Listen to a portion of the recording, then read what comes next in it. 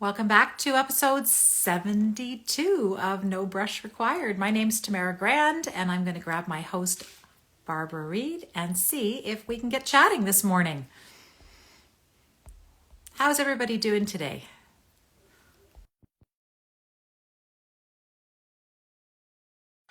Hi, Douglas. Hi, Margot. Hi, Janice. Hi, Brenda. Hi, Melody. Hi, Barb. Okay, let's try her again.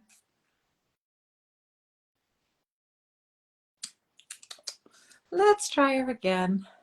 I'm accepting you now, Barb. Remember, sometimes you have to go out and come back in. Hi, Patricia.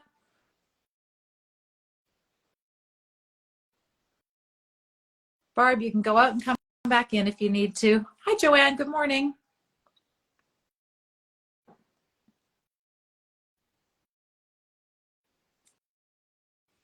Hi, Monica. Joanne, what are you doing in San Diego on holiday? I don't think you're from there, are you? Barb is unable to join. Barb, go out and come back in again, please. She's leaving me hanging.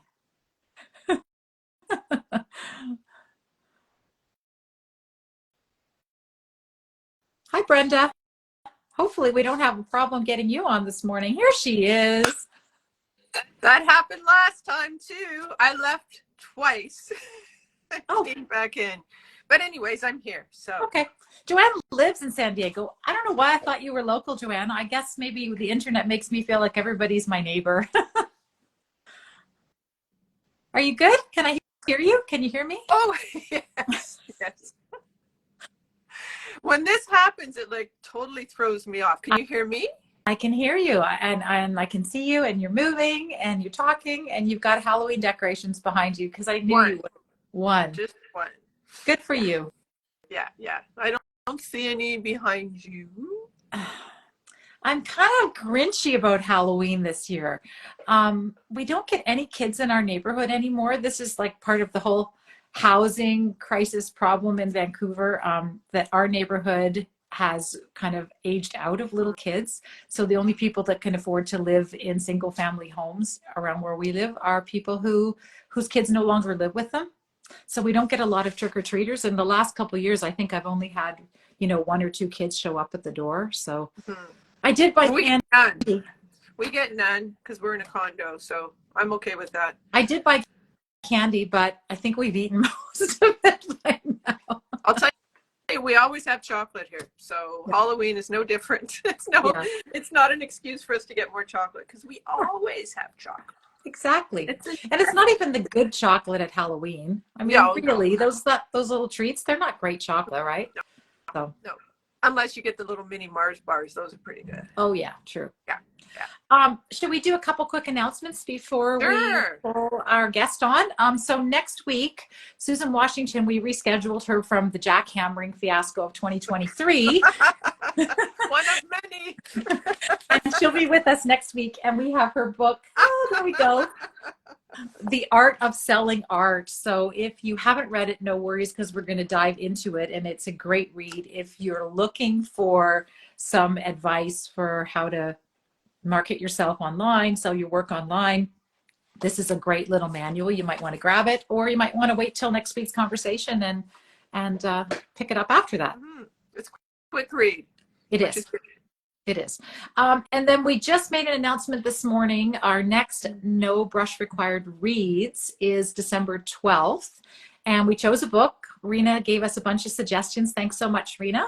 And it's called All the Beauty in the World. And I forget what the second part of the title is, but it's about the Metropolitan Museum of Art. And it's the stories of a fellow who worked there as a guard for many, many, many years. So I think it's going to be a good read. And a few people have already chimed in and said that they really enjoyed it. So we'll pin it to both of our feeds. You can go and find that book, grab a copy, read it, and then come and join us on the 12th of December and we'll have conversation about it. The good old Metropolitan Museum of Art. Yes. A wondrous place, eh? It was. And we barely touched the surface, right? No. It's huge. You get lost. You have the map in front of you and you still have to stop and ask 3 guards on the way to And they wherever you're often don't going. know, right? We ran into that. Like they just don't know. They- And remember we were talking about the book I used to read to my kids at school, The Mixed Up Files of Mrs. Basil E. Frankweiler, about the 2 kids who run away from home and they camp out at the Metropolitan Museum. Yes. That's a book I need to reread because I would totally do that. Although I suspect alarm systems are probably a little bit better now. Probably. A little more sophisticated. They might spot me in there. Yeah. But oh, what a fantasy. And just a shout out to our friend Patricia, who hosted us. She lives in New York and she spent the day with us and took us to the Met, and we wandered Central Park, and we ended up at the Edge. Zabar's and the Edge for cocktails, and it was just such a great day hanging out with her. So thanks so much, Patricia. And the world's steepest, longest escalator. Wasn't it that when we rode it? Oh, yes. Scared the bejesus out of me. You couldn't look.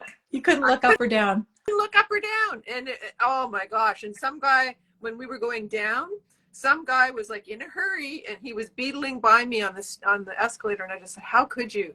How long do you think that was? How tall? I don't know. How many stories high? Like I don't know. 10? Could have been. And it Honestly. was on such a huge angle that it looked like everybody was leaning way forward on the stairs. It was the most bizarre special effect. Yeah. White knuckle experience. Actually, just talking about it now, my palms are sweating. So. It was way deep down. It's not even good to think about how far under the Earth's surface you are either. No. No. Let's not go there. Okay. Shall we grab our guests today? So today do you want to do the intro? Sure. Go ahead. We have actually somebody really local to me, Brenda McCafferty, who's like 20 minutes away. She's in Hamilton, Ontario. So we are really, really pleased to welcome her. She's a abstract, floral, expressive artist. I was just looking at her work again. Actually, I popped into your website, Brenda, to see what you had going on there. So yeah, kind of like beautiful, expressive, not hyper realistic florals. So there's something really lovely about them, and color is huge. I would say Brenda's a huge fan of really super saturated, beautiful gardeny colors. So can't wait to chat with her. All right. So she's in her green room, eating popcorn and sipping champagne that we leave for everybody. Let's see. So Brenda, if you have a problem accepting this invite, pop off the broadcast and come back on. That's what Barb's been finding has worked lately. Let's see what happens. Let's see where she is. She's in the green room. I've invited her, and we'll see what happens in about 10 seconds. There. That's Yay! the sign. When I that was so easy. Over to one side. Can you hear me? Absolutely. Good. Welcome. So nice to meet you. Thank you. I'm so happy to be on here. I'm going to see if I can turn my volume up. Okay. Can you not hear us? There. Okay. That's better. I can hear you. Excellent. Yeah. And you've got Thank you for having me. a beautiful spray of flowers behind you. Yeah, I'm working on that one still. Are you? It looks Dude. huge. How big is that? That one is a 36 by 36. That's big. Yeah. That's big. Yeah. It's gorgeous. I love your work. Your work just always makes me feel so happy when I see it go by in my feed, because Thank you. I'm a lover of rich, saturated colors too. So Exactly. Yeah. And I've seen And it in person. I've actually seen your work in person at Summer and Grace right. when I went to Pretty. So it was really cool to see it, because yeah, you do see it on your iPhone when you're going through Instagram, but to actually see it in person, it's like it's thick paint on there. Yeah. I do a lot of where I'll paint for a while, leave it, go back to it, so it does build up. Mm-hmm. And I do love really strong colors. Mm-hmm. It's not everybody's flavor, but I honestly just paint for myself and see what happens from there. yeah, that's you always have a Crown good. and Press on too. Yeah. That's great. Yay. Your other gallery, Crown and Press. Hello, Crown and Press Gallery. Yeah, nice. Yeah. So Brenda, I think we first met back at that fundraiser for Joseph Brand Hospital. Yes. Remember when we I were do. painting those giant metal leaves? I do remember that. Yeah. Yeah. So that's where I first encountered you. Yeah, and I had known about that event, and I thought, oh, this will be interesting, and it's local. Mhm. And so I thought, oh, I'll go check that out. And then I knew you were in it, so I was like, I gotta hunt her down. You did, which was really, I did. really fun. Yeah. Yeah. No, it was a great event. Mhm, mhm. So you're in Hamilton, is that right? Yeah, I'm in Hamilton on the mountain, or the Yes. escarpment, as we call it. Escarpment. Yeah.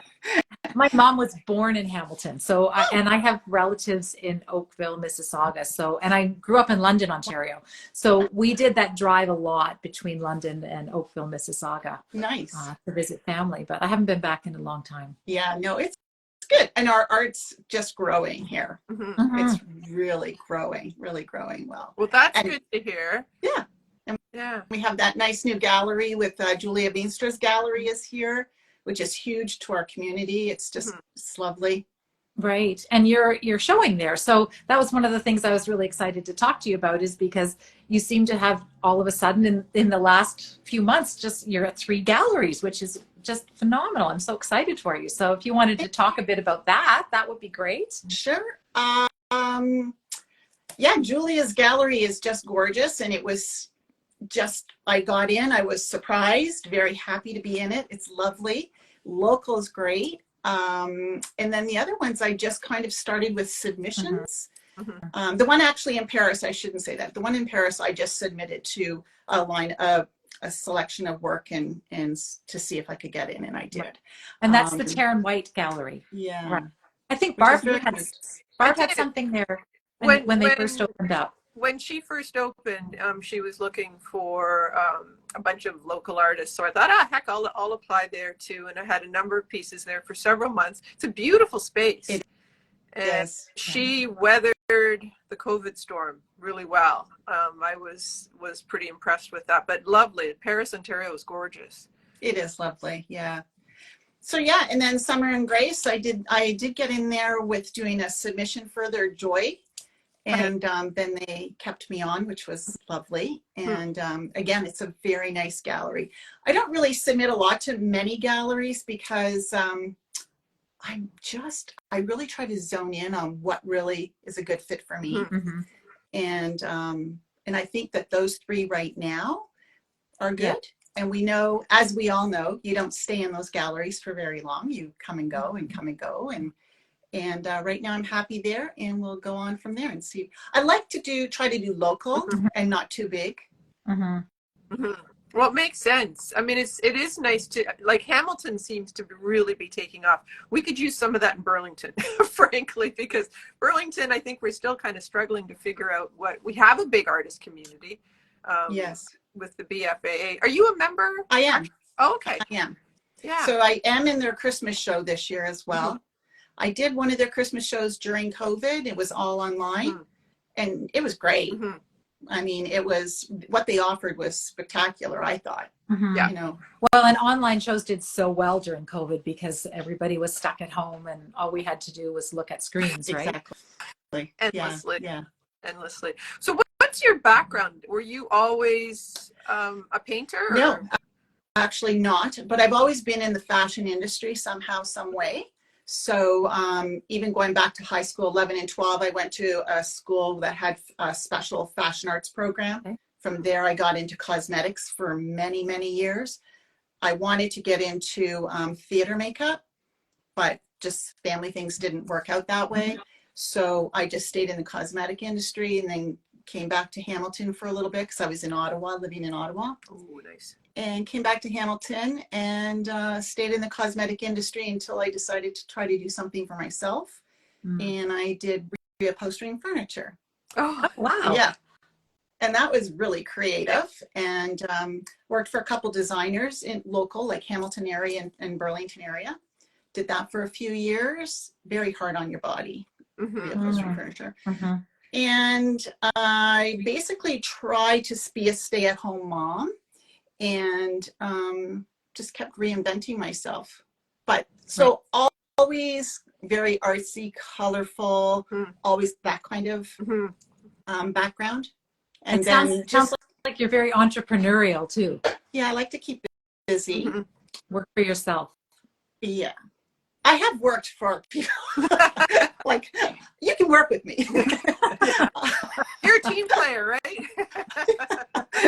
I was working part-time for quite some time. 2019, I decided, I'm going to try, because I was, working and taking care of my mother, and like everybody does. And I thought, I'm going to just try painting and see if that gives me a nice relaxation time and some stress-free time. And so 2019, I asked for some paints for Christmas from Santa, and he delivered. So, and that was it. And then I just started taking lots of courses, lots of classes at Dundas School of Art. Can't speak highly enough about them. Wonderful school. Yeah.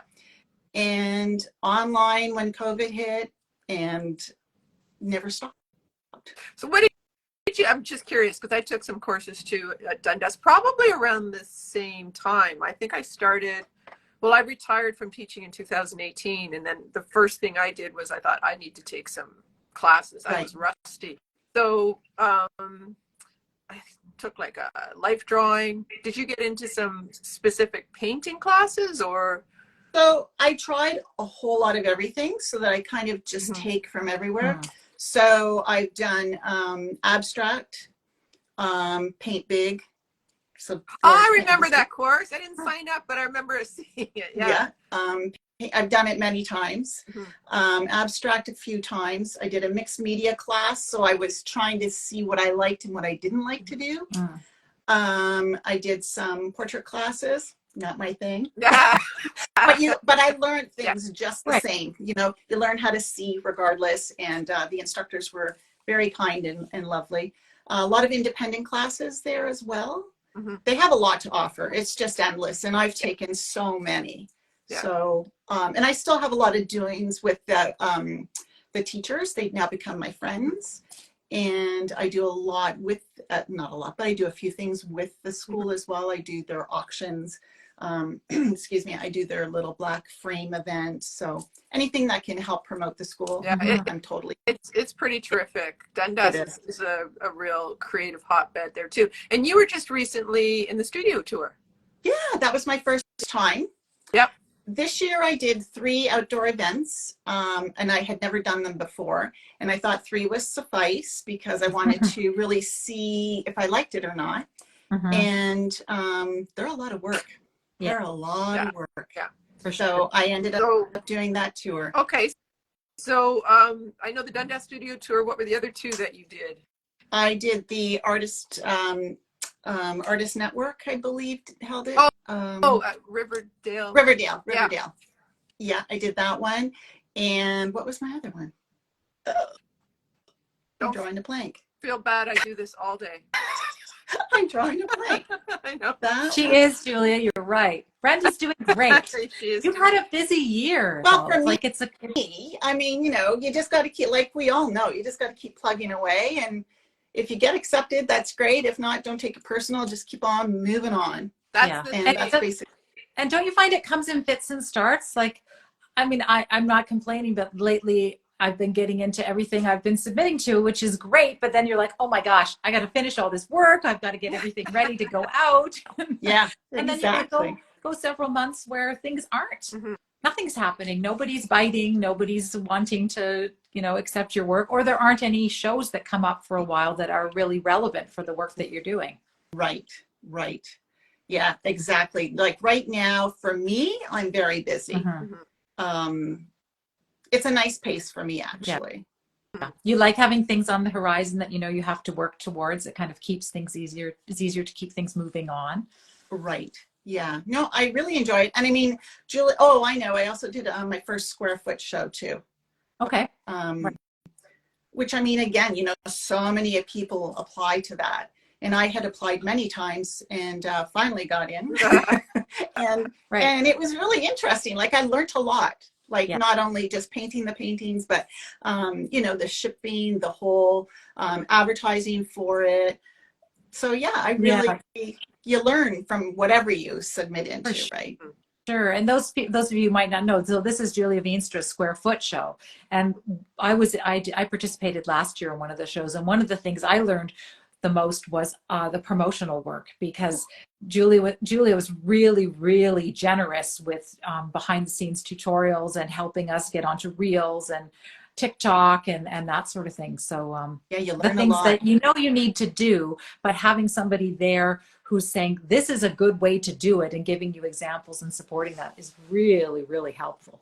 Yeah, and I don't know all the ins and outs of Instagram, like how to share very well. Like I'm nervous about that, Mhm. and which button to press and all. Oh, I'm not young, so that's why I do that. And so what I was doing is I was asking some of the artists in the group, and they were so lovely. Everybody was chipping in and helping. Right. It was really a very good experience, I have to say. That's Yeah, great. very good. we wear many hats, don't we? We don't just paint. I mean, wouldn't that be nice? But we have to, people have to know who we are and get to know a little bit about us and spread the word. And yeah, I mean, you have to have some technological skills these days, don't you? Because this is like what we're doing now is all part of that, right? It Mhm. is. It is. Yeah. But don't you find that that learning those new things for me, it kind of lights me up as well, to have, especially when I can figure them out, not so much when I get frustrated and can't figure them out. But when there's something new that comes out and you kind of have to play around with it and sort it out, and when you're able to do it without calling on, I have two very technologically abled sons, without having to call on my I sons, need your and I can send them sons. text and say, look, I just did this on my website by myself, and they're very proud of me for being able to figure it out. I learned this year how to do my QR code. I was so excited. I was Yes. like, should I wait till the weekend when my son comes in town? I can ask him. I'm like, no, Brenda, just go for it. It was so simple. But I was like promoting that I found out how to do it. I was so excited. Silly, So but how yeah. did you prepare for the studio tours? Were these Yeah. in your, so two questions then. Where's your studio? Is it a home studio or an outside the house studio? And then where were the studio tours?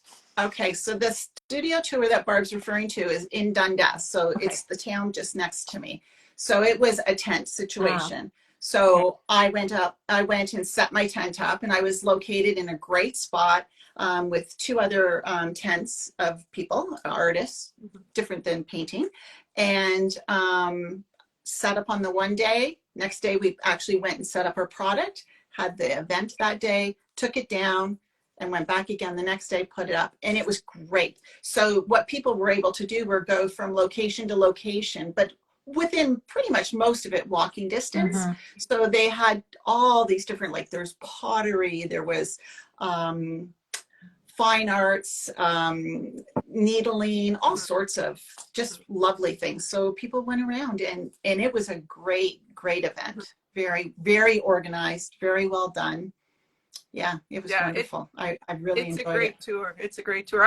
I did it last year. I didn't do it this year, but I was with my friend Fiona, who's a potter.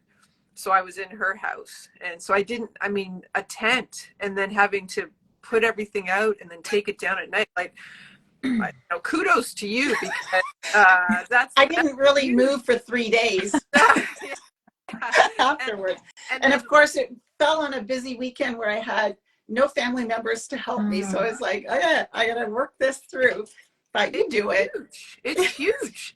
And like, was it your own tent, or did you have to go out and rent? And did you have to rent like the grid walls and? No, I have grids, and I have my tent, because that's another thing. I do shows in my yard. Okay. Because I am a floral artist, it kind of works really well. So I have a tent set up usually in my driveway, and then it enters into the backyard, and I have I do like a setup of all my paintings along the fence and on easels, and I have grids. Right. So I do that And do all you do that by as, myself. is that a standalone event, or did you do that as part of like a local studio tour? Standalone. Okay. Standalone. Wow. Okay, Yeah. tell us more about this. So because we've talked about this Yes. a lot. Like, having these, I guess it's your version of an open studio, right? Right. Exactly. Both were very successful, one more than the other, and I think it was timing, which I kind of knew that going into it. The first one I did have was the first weekend after all the kids had gone to school. So now the parents, the parents are going to be home and people are more accessible and wanting to go out because it's beautiful weather. Right. So that weekend was absolutely phenomenal. I did it for one day from 10 to 5. Unfortunately, I couldn't start it till about 11:30 because it rained all morning. But that was okay. So the day was just constant people coming. It was wonderful. It was just wonderful. Great. And then the other time I did it was this year. I did it in the summer, late summer.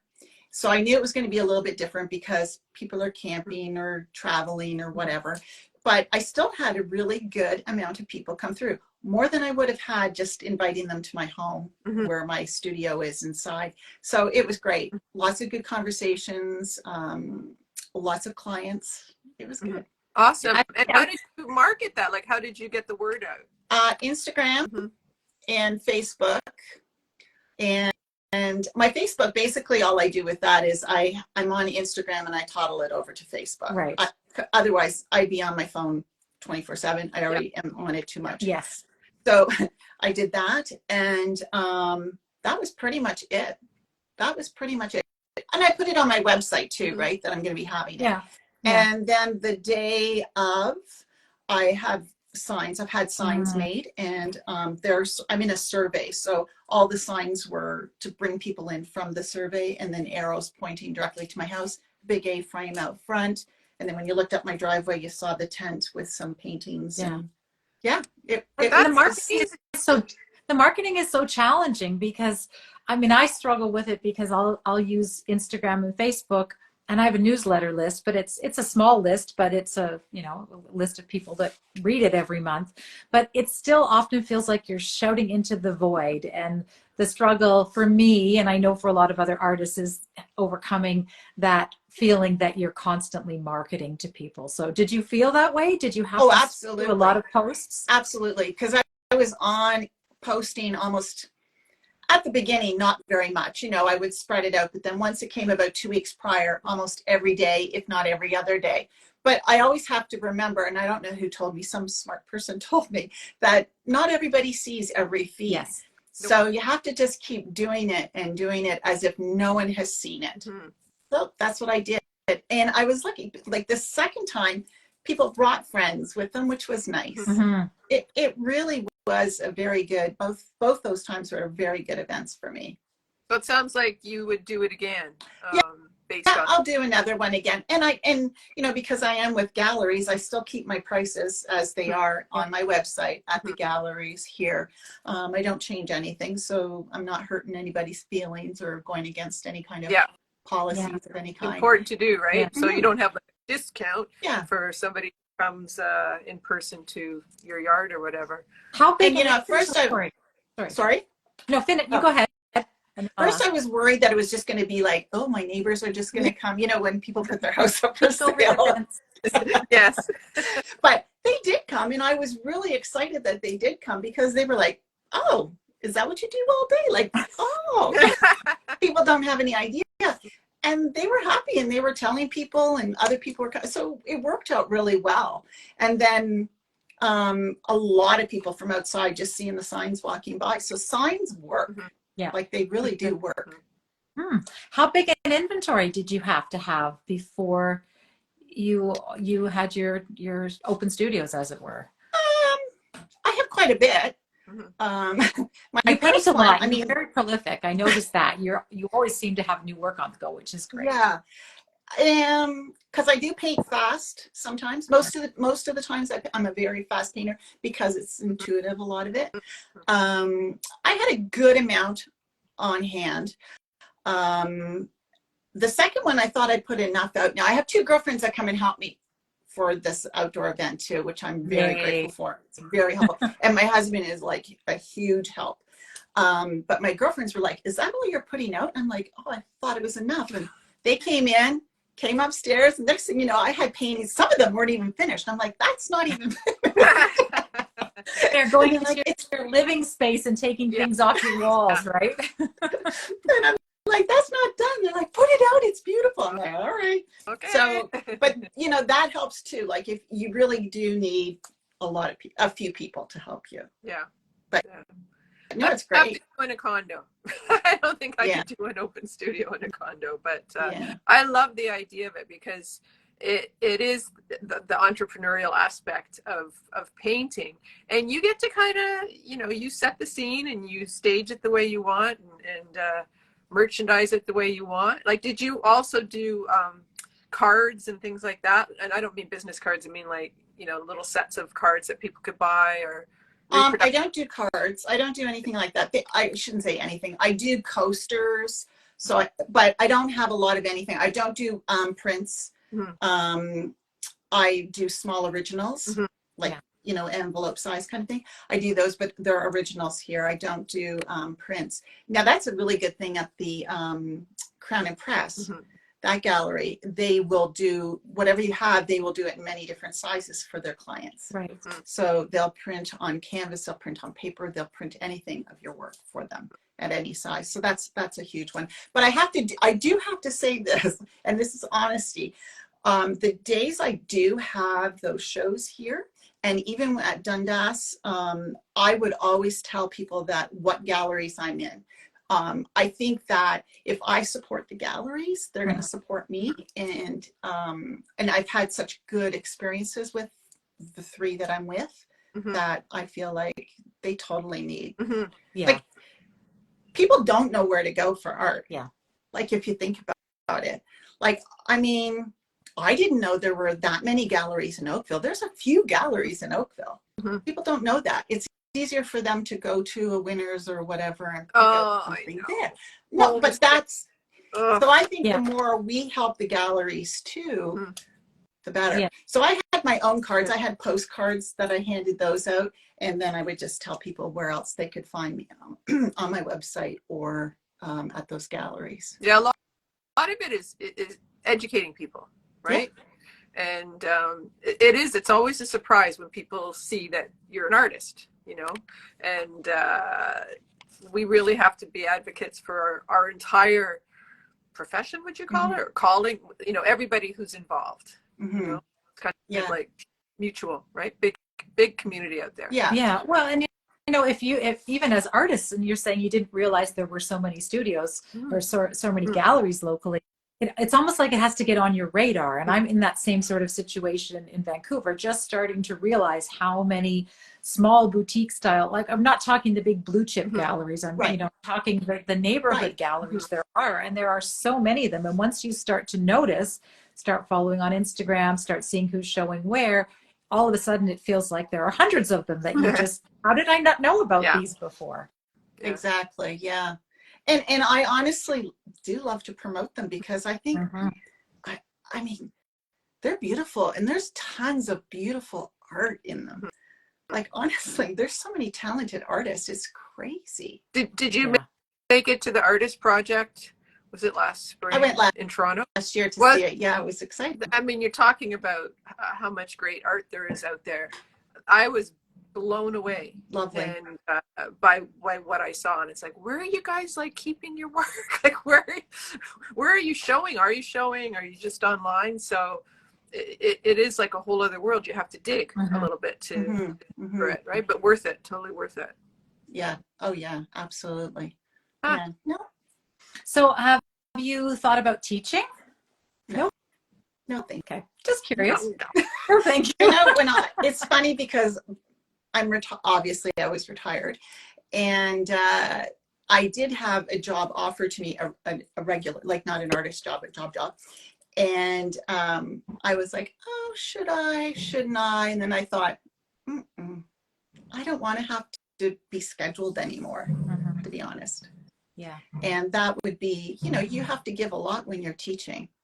You don't want to just do a terrible class. You want to do an awesome class for them. Yeah. And then it does start to take over your life. I remember when I first retired, and I retired from teaching, different kind of teaching, but I had some former parents contact me and say, would you be willing to teach our kids art? It's like, no, thank you. I did that. And it was wonderful, but it's going to start to grow arms and legs, and it's going to become a bigger project than what you intended, right? So Exactly. Definitely. I mean, I find it crops up every now and then with basically with friends and people that you know who didn't know you were a painter, and then they find out you're a painter and they're like, "Oh, would you teach a class?" And then you start to, you think about I've taught a local collage class once, and it costs a lot of money to teach a class, have proper materials to teach people. And then if you're thinking about, pricing, it's just the same question as pricing art, right? If you're really going to price it for your time, who's going to take it? yeah, it's a lot of work. Mm-hmm. I know during the pandemic, I helped my niece with her children, when they were looking for help and that. So I would do, I think it was Wednesdays or something, her 2 children, 2 others, and we would sit down and do art. So that was fun, and it was at a different level, enjoyable. But even then I thought, this is a lot. Like, I mean, I would not do that for them, but you think this is a lot of work. Like, now I'm back on a timetable. Yeah. Got to be somewhere at a certain time. I just don't think I can do that anymore. Unless it's like meeting for cocktails or something, then I will show up. But if it's to go and put in several hours of work, I don't know. Yeah. Those days might be done. I hear you. And plus too, the way I paint, a lot of it's very intuitive. Yeah. How do you really teach somebody that? And do you want to take everything you do and kind of summarize it? So step 1 is this, step 2. I just would have a hard time because, for myself, it's never the same. Yeah. Every time I do something, it's you're a beginner again, playing and discovering and just, mucking about. But I had friends too who were like, "Oh, you should teach us how to paint like that." It's like, by the time I teach you how to paint like that, I'm not painting like that anymore. Yeah. Now true. You are, right? Exactly. So, you get just give them your favorite free tutorials on YouTube and say, "Go watch these." Yeah. Yeah. Now, did you do the Art to Life CBP? Are you a creative visionary person too? No, I mean, I did their free sessions they did. I did those.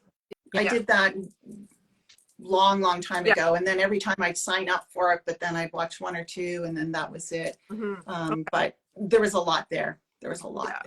Yeah. I enjoyed that. But you've taken some online courses. You said, which courses have you taken? We always kind of connect with people over having taken common courses. Yeah. Most of them are actually, they were during COVID. So a lot of them were from Dundas School of Art. Okay. Or some of the instructors that weren't there anymore. Maybe I caught up with them personally and we sat and we would do an online.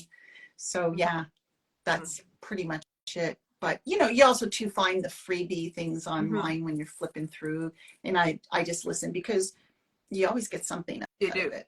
Yeah. And some of them, people are incredibly generous, giving you, 5, 6, 7 days of lessons. And even if you don't want to commit to a 12-week program, you're right. it can just jumpstart you too. You can learn a couple new things or just give you a different way into your own work. Right. And I can honestly say I've never taken a class where it's been like, here's the flower, let's paint the flower. No. Okay, this color, that. Never ever done that. I did take one class, I won't say where. I did take one class online. The instructor was fabulous, but it was florals, but it was realism. Before the night was up, my head was spinning. It's not for me. Yeah. I'm not a detailed person and it was just too much. So I had to stop that. But, it was good for me to learn that. Oh, that's not the avenue for me. Yes. You just try different things. And I just keep telling my friends, just try, just pick up a paintbrush and try, do something. Play. Take the pressure off yourself. That's probably the most valuable thing I learned in some of my favorite online courses is always be experimenting, always be playing. Don't be concerned about the final product, right? And, enjoy the process and all its ups and downs because they are there. Yeah. How about taking that painting just too far? Oh. And then you got to get it back. You have to wreck it. Can't. Sometimes you just can't. The sander has to come out. Oh, well, the sand. I sanded. Remember our big metal leaves? I actually pulled the sander out on that. Did you?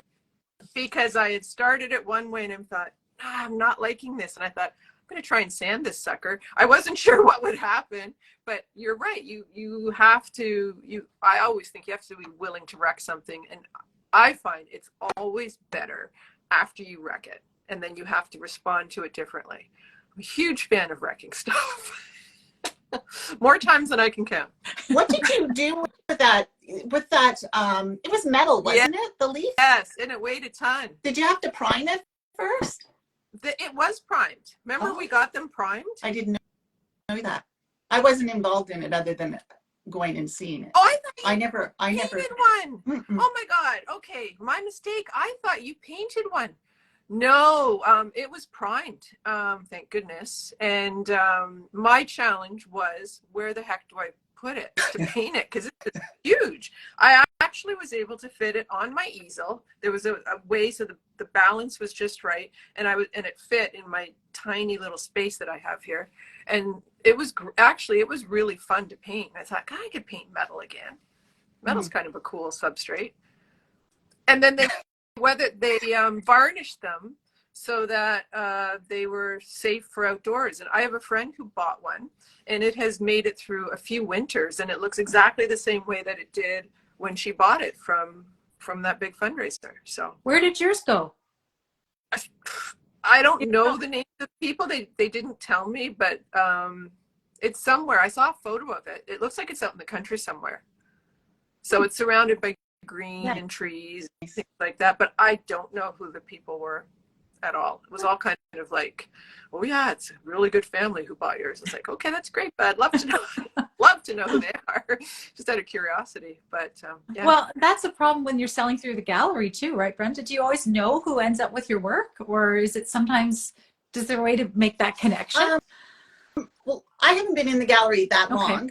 So, I mean, one piece did sell at Crown and Press, and I only seen the lady because she was holding it up on the Facebook or Instagram or something like that. So I don't really know her, but the square foot show, usually like a couple people that purchased from me, they contacted me. So that was kind of nice. That's nice. Right. Yeah. But it is nice when people I mean, you know, when they buy it and you're directly selling it to them and their face is like all happy. Yeah. It's like, Oh, it's wonderful, eh? I don't know if there's anything better than that. Yeah. There's something about sending your paintings out into the world so they can go live a life somewhere else, right? Yeah. And to me, that's such an exciting bonus of it. You know, it's wonderful to paint these things, but it's great to give them a life. It's like you're putting them up for adoption somewhere. How was it doing the live painting? Because you did. I'm not going to lie. The first, when she asked me if I'd like to do it, I'm like, I try not to turn anything down in my life because it's an opportunity. So I'm like, okay. And then the day of, I'm messaging them, like, not gonna lie to you, I'm pretty nervous. Yeah. But she's lovely, and the whole gallery is just lovely of people like that work there, and they made me feel very comfortable, so it was fine. But This was at Crown and Press with Julia Meester. You were both painting at the same time? So yes, and Julia paints very large most of the time. Yes. And so I thought, oh, I got to take a large canvas. So I took a 24 by 24. It looked like a Post-it. Yes. No. But it was lovely. And she made me feel so comfortable. It was a very, very good experience. And then she walked away for a little bit and I was doing my thing and I dropped blue paint on the carpet. I was like, Oh my God. like at my house, I just like, okay, well, I don't have carpet, of course. With Right? your foot. I was like, oh my goodness. No, didn't bother her at all. But I cleaned it up. She, like, you know, so after that, I felt okay. And then the next time I did paint with her again live, I took a bigger canvas and it was great. I really enjoyed it. Well, Julia commented that you did great. Yeah. Oh, And I'm sweet. surprised you didn't have a drop cloth. She did. She did. And you I still missed spilled it. Oh. I said the next time if I come back, I need a big drop. Yeah. Plastic everywhere. Oh, it's awful. So did you, And blue. did you finish the piece during, what was it, like 3 hours, 4 hours that you were Did there? I finish it? No, no. Okay. Neither one. The second time I almost completed it, but It's lovely because you get to talk to people. Yeah. Mhm. And then I'm chatting with Julia, and then she'd be chatting with people, and I was chatting with people. It was lovely. It's like It was really nice. social, right? I Yeah. think now that you've done it, you're probably going to want to do it again because Yeah. it is a different, you're like painting and also sharing a little bit about your process at the same time. Yeah. It was really, really a good time. I enjoyed it. Yeah. Yeah. Yeah. Well, I bet you'll be doing it again. I didn't Barb's prediction. know. Okay. Well, she asked me back after the paint slop, so. You were not persona non grata. Yes. Oh, dear, that's Painting funny. is a messy business. What can I say? I paint by our windows and I just constantly am noticing little splatters of paint. I don't recall doing it, Yeah. you know, but it's a messy gig. I've given up. I have really old laminate flooring on my studio floor, and I used to have plastic down on it, and I hate walking on Slippery. plastic. It's slippery, and then it gets little tears in it when you're pulling your cart across it. Now you've got Yeah. holes in it that you're taping up. And when I repainted my painting wall, I took it down. I'm like, screw this. My husband said, he looked at the floor and he goes, you know what? When we sell the house, we'll, you know, it's a 12 by 12 foot room. The laminate on the floor is 25 years old. Doesn't know. We'll redo the floor. I have an IKEA carpet. I went to the kids section because they have more, their rugs are more fun than the Yes. grown section. And just bought a big, very inexpensive IKEA carpet. It's nice and cozy under my feet because I go barefoot when I paint. I just can't have I can't even have socks on. I can't have anything on my feet for whatever reason. But the cheap IKEA carpet, yeah, I couldn't do that. I have slides. Like I have, you know, good post-workout slides. I can't wear them when I paint. I don't know what it is. Like right now I'm barefoot. I just can't be anywhere in my little studio space with any kind of covering on my feet. It drives Roman nuts. I'm now imagining naked painting, Barb. I'm like, And I don't have pants on either, and you'd never know that, would you? I do have pants on. Now. I wouldn't trust myself because I have my shoes so that I can slip out of them, go into the house part. Yeah. And then I know I don't have paint on the bottom of Yeah. my feet at that point then. Oh, I've done That's the only reason. that too. Because I have you're paint everywhere. so where is your studio? Is in your house or in a building adjacent to your house? No, it's in my home. It's my son's old bedroom. Okay. So it's only 10 by 13, I think. Mhm. Yep. Yeah. And I got rid of the bed and just put a little sofa pull-out thing, little small, tiny IKEA one. And so I have shelving and things on my wall. Yeah, it works. Love it. Do you just love spending time in there? Yeah. I mean, I would come in here late in the evening as well, but I have to be social. Yeah. But this is the one advantage to having your studio in the home. Like we've talked to artists who have studios outside their home and those who have studios inside their home. And, you know, I see the advantage of going out to like a place of work, especially if there's other artists there that you have those interactions with. But for the way I work, and it sounds like for the way both of you guys work, having it at home is the best way because you don't have to put your pants on. I often find too, some days I'll paint like 2 hours. Yeah. And then go do something and then come back maybe and do 4 hours or 20 minutes. Yeah. So that's kind of nice, right? Like it's like, or the worst part is when I walk by and I see one of my paintings, I'm like, oh, I need to do something to that. Yeah. Yeah. Then I'm in there again. Well, but I love it. I like being able to pop down in the evening for the jobs that need 12 hours to dry. So when you're putting a varnish coat on or an isolation coat, come and do it in the evening and it's, you know, you're done and you know that you're not going to be touching it or moving it until the next morning. So it's going to be dry and there's going to be no temptation to put your finger on it and say, is this dry yet? Julia said that hers is in her backyard. I'm so jealous. Beautiful. She has Julia, you have a studio in your backyard? Like you walk from your house into your backyard studio? That sounds lovely. I have been lucky enough to go to Julia's garden shows. Stunning. Yeah, I've seen pictures of them online. Beautiful. My garden's not. See, that's my dream. My dream. Oh, I go on about this almost every time. No brush required. Just more space. But it's not impossible to have fairly severe limitations on where you paint. It doesn't make it impossible, right? No. So I always have to tell myself that. But I think when you do have a dedicated space, like you both do, it does make a difference in terms of what you can produce, how prolific you can be, right? Yeah, you're not always packing things up, right? Yeah. The pack, as you know, it's the packing up at the end of the day because that space needs to be used for something else that, Yeah. it's And I make an obstacle to entry every time. Yeah, I make a mess, but I need things to be tidy. So it's like these two, opposing preferences, right? Visually, I need things tidy, but I also know I have to be messy and free and things flying everywhere when I'm painting. I think we need an artist collective, Brenda. I keep talking to people who are local. We need to be able to have a space where we can show and paint, but also, have that privacy too in our own studio spaces. Yeah. Right. I used to, I do belong to a few associations, and one of them is the Women's Art Association of Hamilton.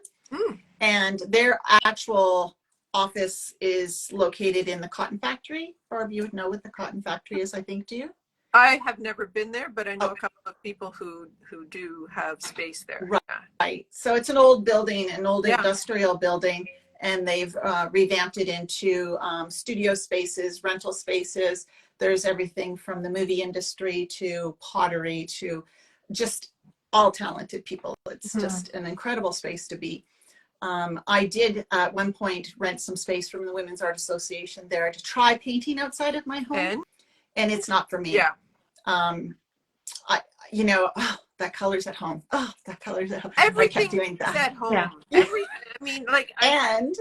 And there it's very open concept, and so you can hear people talking as they're going by, and I'm like, squirrel. What are they doing? I had to know everybody's business like I was 3. Like, it was awful. Yeah. So for me, it didn't pan out, but I mean, there's some incredible artists there, and they do work there's like a collaborative room, like a big room of different artists all in there, and it's quite interesting. And that would be a great way to do it. But again, and also times, as you say, not all the time, right? Like when you feel like you need to get out and be around other creative types. And I think it depends on your lifestyle and where you're at in your life, right? Like, I don't have small children I'm attending to here. So if I was an artist and I had to keep stopping and doing, I would probably want to go somewhere and be just on my own. But I have that here. Are your children out of the house now completely? I have one son, and he's an adult. And he lives in Toronto. Yeah. Far enough. It's hard to think of it that way. Grown up man. Yeah. Yes. Yeah. So yeah, he's been gone for many years because of schooling and stuff, and he's an adult. So it's just my husband and I, and yeah. And your art can expand to take over all that empty space. That's what I've discovered, is my studio just kept growing as the boys moved out. So yeah. I do once in a while look around my house thinking, I should probably put some of this away because it's just getting a little too crowded. Like, I don't think my husband's into florals as much as I am. So I try to keep within this room, some space for storage in the basement, and I have a little wall down in one of my other levels where I'll put some paintings to kind of keep up and out of the way. So I just move stuff around all the time. My husband has no say. Yeah. Roman's the same way. Yeah. Stuff will appear on our wall, and he's like, "Oh, you're hanging that there now." I'm like, "Yep." I love it when he said, "Just get used to it."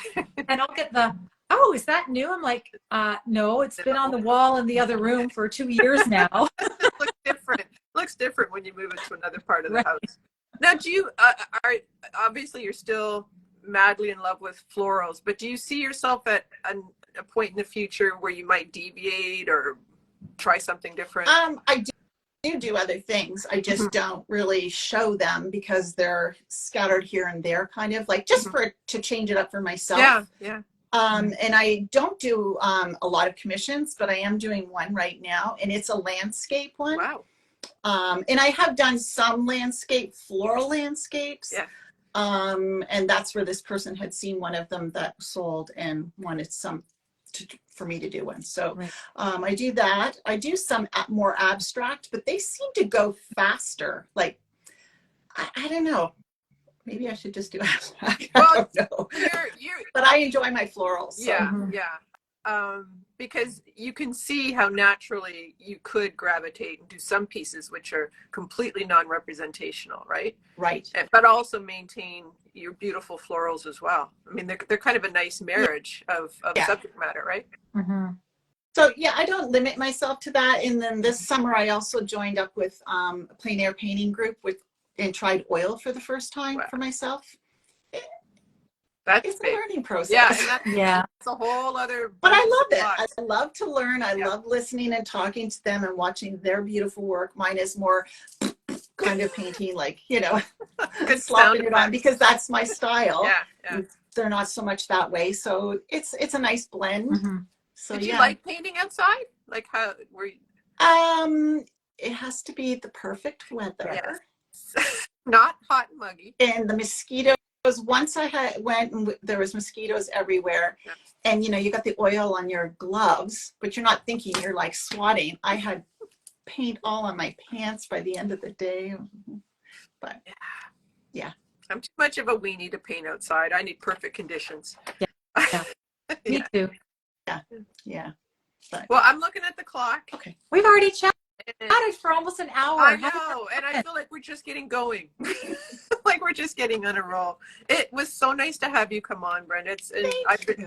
I love it when we can get more local people. Because we tend to interview artists like from the UK or throughout the United States, and that's great too. But it's wonderful to get some local folks on here as well. Thank you. Thanks for having me. It was fun. Thanks for everybody who's watching. Thanks, you guys, for checking it out today. And I just wanted to say another thank you to all the shares for last week's show. We had like over 3,000 people watch the show that we did with, not while we were live, but over the course of the week. That we did with Sam Waters and Sue Bulmer. And we are going to follow up on a concertina sketchbook collaborative project of our own. So we'll share some more details of that once we're both rushing towards deadlines right now. So we don't have time to do it for a couple weeks, but we will share and help some of you guys who are watching, who are looking to connect with another artist to maybe do your own collaborative project.